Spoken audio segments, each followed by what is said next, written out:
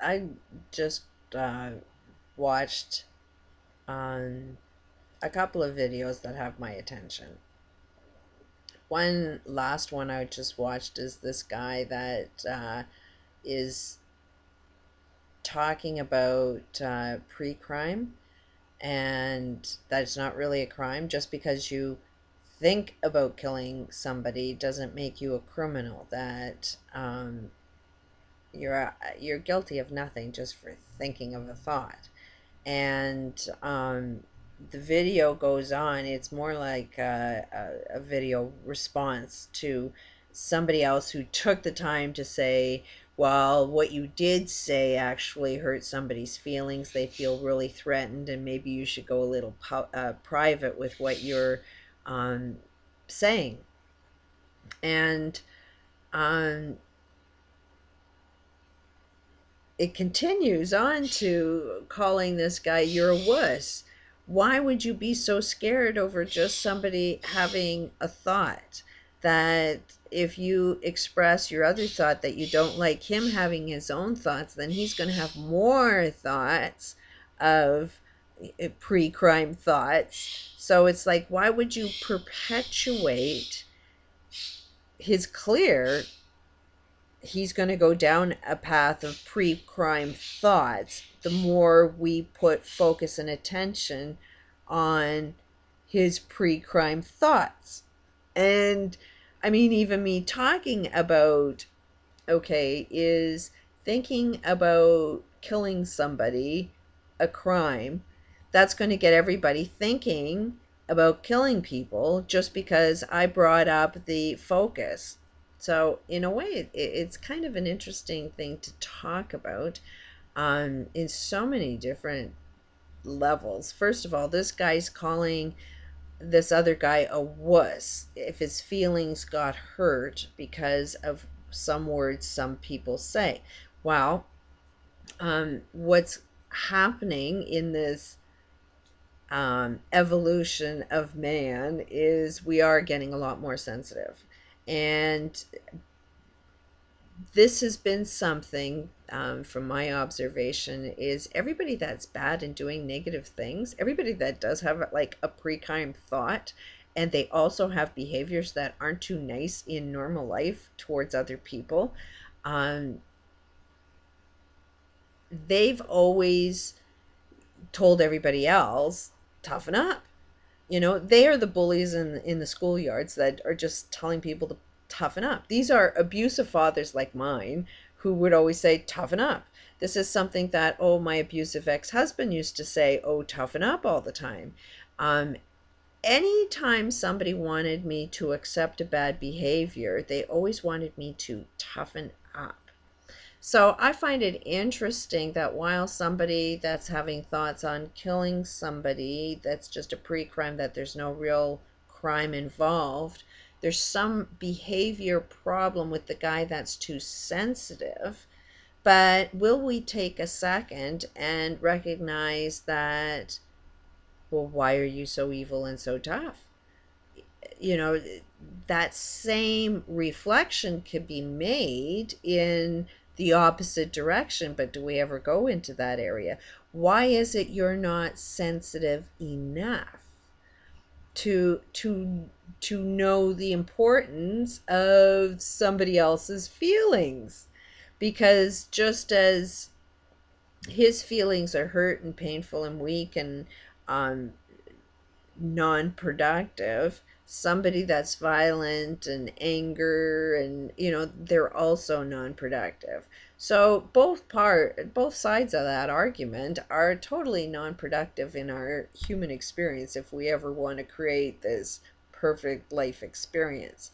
So it appears that the guy that wants to have these pre-crime thoughts, that, I mean, what is causing you to think of wanting to kill somebody in the first place? What is causing somebody to feel really hurt by hearing those words? Maybe somebody is hurt so much because their whole life experience might have been filled with a hell of a lot of torture. Um, you have to have some form of life experience that makes you that sensitive. And it could be genetic. It could have happened some, your grandparents might have experienced some torturous experience that you can't really put the puzzle together of why you're so sensitive, but that would be the reason why, is because something in your past experience has worn you out to the point where you can no longer handle that anymore, and you're sensitive to it.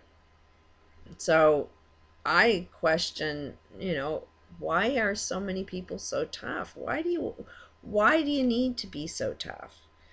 Why is, reflect for a second that what you want people to be tough in, is it actually a good thing? Um, because that's what I've seen all the time. Anytime you got to be tough, that's the time that it's not exactly a really good direction to go into. I kind of, like when I crashed and burned, was the time where I'm like, okay, I'm not fighting the system anymore, because the fight is what keeps evil alive. And it's the non fighting that evil loses all power. Um, but the trick is still to create the experiences that you want to create. So, does the guy that wants to have the pre-crime thoughts of I want to kill somebody, do you really want to think about thoughts like that? Because having thoughts like that will lead to a social acceptance that it's okay for us all to think from time to time that it's okay to kill people. And with this huge global awareness that we gotta make, like it or not, we've got to do some censorship. We've got to see the importance of it. If you want to go in back in history and you got to think that, oh, we had some answers back then, well, we knew subliminal advertising was really, really manipulative, almost, well, it was criminal. And yet we see subliminal advertisement acceptable all the time. So you are being brainwashed. Um, and you knew how to do brainwashing from a medical system that diagnoses whether you're healthy or not. Like these guys are a little crazy themselves, but that's where we get our marketing from, is from your psychology. How do people react? How can you get people to do things you want them to do? Go to take a psychology course, sociology course, know how to manipulate people, you know and nobody wants to be weak. That we've socialized ourselves never to be weak. The weak will never survive. It's the strong ones that always survive. Well, the strong ones are always failing. So it's like, let the strong ones have their fight, watch them from a distance, and they'll kill each other. And the weak that are smart enough, bright enough, will be the ones that survive. The ones that don't think it's okay to kill people, because then you're part of that group that's fighting to kill other people. It's so easy to manipulate your brain to go down that thought. Somebody made you have that thought. Is it your computer games? Is it the TV shows, the movies that you watch? What has your attention?